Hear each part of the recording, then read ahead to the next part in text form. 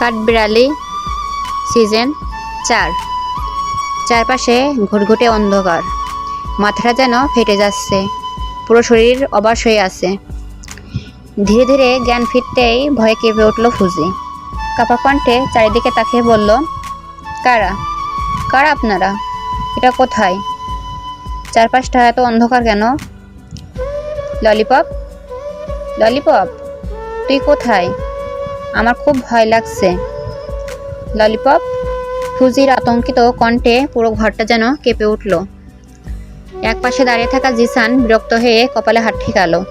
রাজ, এই মেয়েটার মুখে কস্টেপ লাগিয়ে দে তো। জ্ঞান ফেরার পর থেকেই শুধু ললিপপ ললিপপ করে চিৎকার করছে। নির্ঘাত স্যার কড়া নির্দেশ দিছে, না দিলে যে ওর গায়ে একটা ফুলের টোকাও লাগানো যাবে না। এতক্ষণে আমার দাবাং মার্কা থাপ্পড় খেয়ে একদম চুপ হয়ে যেত। জিসানের কথা শুনে রানী দীর্ঘশ্বাস ফেলল। এই ছেলেটার একটা বদ অভ্যাস আছে, কথায় কথায় সবাইকে তার সেই দাবাং মার্কা থাপ্পড় খাওয়ানোর হুমকি দেয়। মনে হয় পৃথিবীর সব গাল যেন সরকারিভাবে ওর থাপ্পড় খাওয়ার জন্য বরাদ্দ। তবে এখন আর তর্কে জড়ালো না সে, কারণ সময় খুব কম। যে কোনো মুহূর্তে সুলতান স্যার এসে যেতে পারেন। তার আগে এখান থেকে বের হয় ভালো। রানী রাজের দিকে তাকিয়ে বলল, রাজ চল, তাড়াতাড়ি বের হই। সুলতান স্যার এসে পড়লে ঝামেলা হবে। আর এই ছেলেটা বসে বসে তার দাবাং মার্কা থাপ্পড়ের ভাষণ দিক। জিসান সঙ্গে সঙ্গে প্রতিবাদ করলো, এই আমি ভাষণ দিচ্ছি? এই মেয়েটা জ্ঞান ফেরার পর থেকে শুধু ললিপপ ললিপপ করছে। আমরা ওর জন্য ললিপপ নিয়ে বসে আছি নাকি? রানী বিরক্ত হয়ে বলল, মুলা, ওই রোজি মেয়েটাকে ভালোবেসে ললিপপ বলে ডাকে। জিসান ঠোঁট বাঁকিয়ে দুষ্ট এসে বলল, দেখেছিস, এতটুকু একটা মেয়ে ভালোবেসে তার বোনকে কত সুন্দর একটা নাম দিয়েছে। আর তুইও তো আমাকে ভালোবেসে একটা নামে ডাকতে পারিস, কিন্তু না, সবসময় মুলা বলেই ডাকবি। যে সবজিটা আমি সবচেয়ে অপছন্দ করি। তোর অপছন্দ আমার পছন্দ, তাই আমি মুলা বলেই ডাকবো। দুষ্ট হেসে জিসান বলল, তাহলে কি আমাকেও পছন্দ, যার জন্য মুলা বলে ডাকিস? আঙুল উঁচিয়ে ওরহান স্যারের সাথে থাকতে থাকতে তুই স্যারের মতো হয়ে যাচ্ছিস। এক কথায় দু কথায় লেগে যায় ঝগড়া তাদের। ওদের কথায় রাজ হেসে ফেলল। দরজার দিকে হাঁটতে হাঁটতে বলল, তোরা ঝগড়া চালিয়ে যা, এদিকে সুলতান ভাই চলে আসছে, আর তোদের কোনো চিন্তাই নেই। আমি কিন্তু গেলাম। তোদের এই ঐতিহাসিক ঝগড়া যেন থামাস না। যদি বেঁচে থাকিস আবার দেখা হবে। রাজের গলায় রাগের চেয়ে মজার সুরই বেশি ছিল। ও যেন ইচ্ছে করেই দুজনকে খোঁচা মেরে চলে গেল। রাজ চলে যেতে রানী একবার তার দিকে তাকালো, তারপর ধীরে ধীরে চোখ ফেরালো জিসানের দিকে। দেখলো জিসান ভুরু কুঁচকে তার দিকেই তাকিয়ে আছে। রানীর মনে অকারণে একটা গানের লাইন ভেসে উঠল, প্রভু তুমি বলে দাও আমি কার, আমি কার। সরি, আমার কণ্ঠ ভালো না, তাই গানটা হয়তো খারাপ লাগতে পারে, আপনারা নিজ দায়িত্বে শুনে নেবেন। ঠিক তখনই ফুজির অসহায় শব্দে দুজনেরই দৃষ্টি তার দিকে গেল। চেয়ারের সঙ্গে শক্ত করে হাত পা বাঁধা, চোখ বাঁধা, মুখে শক্ত করে লাগানো কস্টেপ। দৃশ্যটা দেখে রানীর বুকটা হালকা মসুর দিয়ে উঠল। মেয়েটার জন্য সত্যি মায়া হচ্ছিল। মনে মনে বিড়বিড় করে বলল, আহারে, এতটুকু একটা মেয়ে, ভাগ্যটা কি নির্মম। ওই টেবিলটার সঙ্গে কিভাবে থাকবে? এসব ভাবতে ভাবতেই মনে হচ্ছে আমার অর্ধেক চুল পেকে যাবে। একটা দীর্ঘশ্বাস ফেলে সে ধীরে ধীরে ফুজির সামনে গিয়ে এক হাঁটু গেড়ে বসল। তার কণ্ঠ আগের চেয়ে অনেক নরম। শোনো, আমরা ইচ্ছে করে তোমাকে তুলে আনিনি, বাধ্য হয়ে এনেছি। তবে একটা কথা বিশ্বাস করতে পারো, এখানে তোমার কোনো ক্ষতি হবে না, বরং আজকের পর থেকে তোমার নিরাপত্তা আরও বেড়ে যাবে। তোমার ক্ষতি করার আগে তোমার রক্ষা কবচকে অতিক্রম করতে হবে, আর সেটা এত সহজ নয়। তুমি হয়তো বুঝতে পারছো না, কিন্তু তোমার রক্ষা কবচ এখনই অন দ্য ওয়ে, পথে আছে। আমি এখন তোমার মুখের কস্টেপ খুলে দিচ্ছি, কিন্তু যদি আবার ললিপপ ললিপপ বলে চিৎকার শুরু করো, তাহলে আবার লাগিয়ে দেব। তখন কিন্তু একটুও দয়া করব না। ফুজি ভয়ে দ্রুত মাথা নাড়ল। রানী খুব সাবধানে কস্টেপ খুলে দিল। কস্টেপ খুলতেই ফুজি যেন নতুন করে প্রাণ ফিরে পেল। সে হাঁপাতে হাঁপাতে গভীর শ্বাস নিতে লাগলো। মনে হচ্ছিল আর একটু দেরি হলে হয়তো নিঃশ্বাসই বন্ধ হয়ে যেত। এবার আর চিৎকার করল না সে, কারণ সে বুঝে গেছে আবার মুখের কস্টেপ লাগলে এবার হয়তো সত্যিই দম বন্ধ হয়ে যাবে। রানী উঠে দাঁড়ালো। শেষবারের মতো একবার ফুজির দিকে তাকিয়ে দীর্ঘশ্বাস ফেলল। মেয়েটার জন্য সত্যিই খারাপ লাগছে, কিন্তু তাদেরও কিছু করার নেই। আদেশ অমান্য করার সাহস তাদের কারণ নেই। জিসানের দিকে তাকিয়ে শান্ত গলায় বলল, চল। জিসানও আর কোনো কথা বলল না। বেরিয়ে যাওয়ার আগে একবার ফুজির দিকে তাকালো। তারপর দরজাটা ধীরে বন্ধ করে দুজনে চলে গেল। ঘরটা আবার আগের মতোই নিস্তব্ধ হয়ে গেল। চারপাশে এমন নীরবতা যেন এখানে কখনো কোনো মানুষের অস্তিত্বই ছিল না। কিছুক্ষণ চুপচাপ থাকার পর ফুজি কাপা গলায় ডাকলো, গুন্ডি ভালো আপু। কেউ উত্তর দিল না। সে আবার ডাকলো, গুন্ডি ভালো আপু, তুমি কি আসো? আমাকে একটু পানি দেবে? আমার খুব তেষ্টা পেয়েছে। তবুও কোনো সাড়া নেই।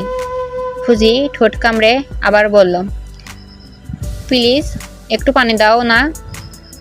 আমি তোমার নামে সুপারম্যানের কাছে নালিশ করব না। সত্যি বলছি, একটুও করব না। তবু নীরবতা। এবার ফুজি বুঝে গেল ওরা সত্যিই চলে গেছে। হঠাৎ করেই বুকের ভেতরটা হু হু করে উঠল।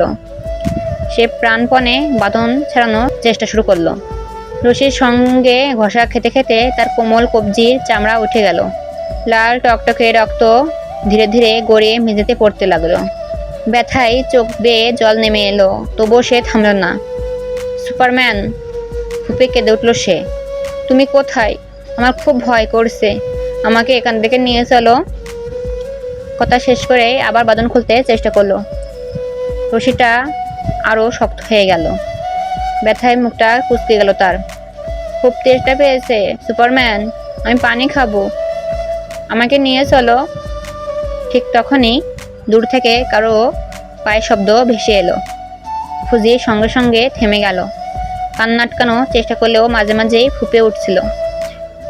মনে হলো অনেকগুলো মানুষ তার সামনে এসে দাঁড়িয়েছে। মাথা নিচু রেখে সে বলল, গুন্ডি ভালো আপু, তুমি এসেছো? আমাকে একটু পানি দেবে? খুব তেষ্টা পেয়েছে। আমি তো আর ললপপ বলে চিৎকার করছি না, প্লিজ একটু পানি। তার কাঁপা কণ্ঠ শুনে উপস্থিত সবাই কয়েক মুহূর্ত নিশ্চুপ হয়ে রইল। সকালে রোজান নিজের হাতে তাকে নাস্তা করে দিয়েছিল। তারপর থেকে তা আর তেমন কিছুই খাওয়া হয়নি। আসলে তখন খুব একটা ক্ষুধা লাগেনি। পরিকল্পনা ছিল ইওনা আসার আগেই সবাই মিলে কলেজের পাশের রেস্টুরেন্টে গিয়ে খেয়ে নেবে। তারপর ইওনা এলে একসঙ্গে বাইক রেসিং এর ওখানে যাবে, তারপর বাড়ি ফিরবে। কলেজের খুব কাছেই রেস্টুরেন্ট হওয়ায় বাইক না নিয়েই হেঁটে যাচ্ছিল তারা। সবার মাঝখানে ছিল ফুজি, তার ডান পাশে রোজি, বাঁ পাশে তাবাসসুম, আর একটু পেছনে পাশাপাশি হাঁটছিল নেহাজ আর রায়াদ। বন্ধু নয়, ওরা যেন চারজন মিলে ফুজির ছায়া। কলেজে কেউ কখনো ফুজির দিকে বাঁকা চোখে তাকানোর সাহস পায় না। একবার এক সিনিয়র ছাত্র ফুজিকে নিয়ে অশালীন মন্তব্য করেছিল।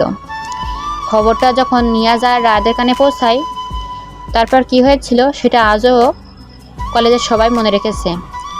ছেলেটাকে টেনে নিয়ে গিয়ে নিম গাছে উল্টো করে বেঁধে নিমের ডাল দিয়ে এমন শিক্ষা দিয়েছিল যে এরপর আর কোনো দিন সে ফুজির নাম মুখেও আনেনি।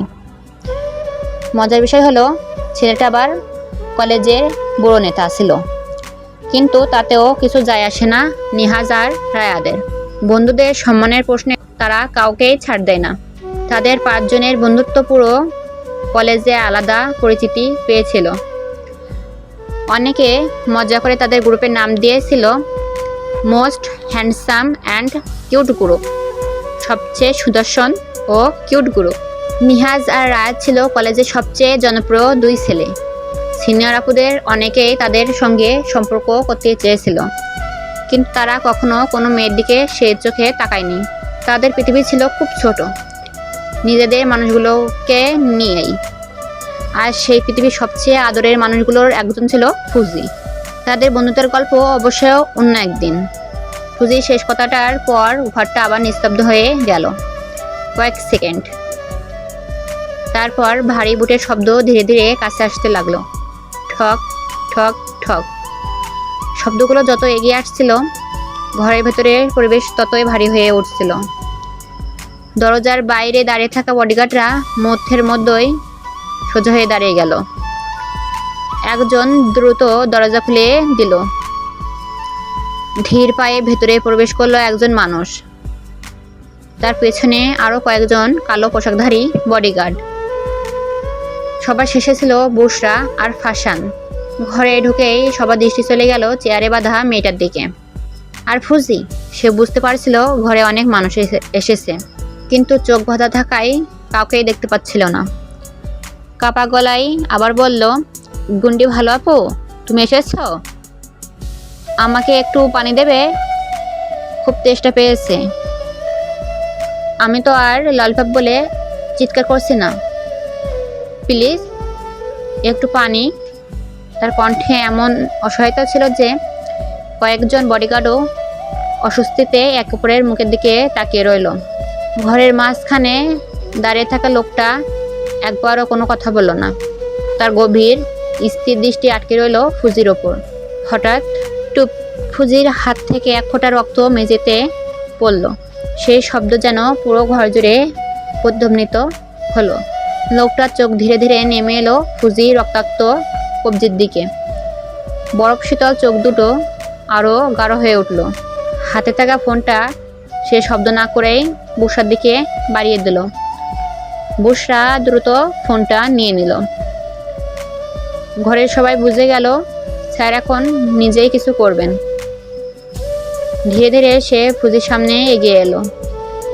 তারপর এক হাঁটু গেড়ে বসলো। এই দৃশ্য দেখে বুশরা, ফাসান, এমনকি পুরনো বডিগার্ডও বিস্ময়ে চোখ বড় বড় করে তাকিয়ে রইল। তাদের স্যার কারোর সামনে হাঁটু গেড়ে বসেছে, এটা যেন বিশ্বাস করার মতো দৃশ্য নয়। সুলতান ধীরে হাত বাড়িয়ে ফুজির চোখের বাঁধন খুলে দিল। হঠাৎ আলো চোখে পড়তেই ফুজি আবার চোখ বন্ধ করে ফেলল। কয়েক মুহূর্ত পর ধীরে ধীরে চোখ খুলল সে। প্রথমে সবকিছু ঝাপসা লাগছিল, তারপর ধীরে ধীরে সামনে বসে থাকা ছেলেটার মুখ স্পষ্ট হতে লাগলো। একজোড়া গভীর স্থির চোখ, তীক্ষ্ণ চল, কালো কোটের নিচে সাদা শার্ট। অদ্ভুত এক ব্যক্তিত্ব যা চোখ সরাতে দিচ্ছিল না। ফুজি কয়েক সেকেন্ড শুধু তাকিয়ে রইল। ভয়, বিস্ময়, কৌতূহল সব অনুভূতি যেন একসঙ্গে এসে ভিড় করলো তার চোখে। সুলতানও চুপচাপ তাকিয়ে রইল।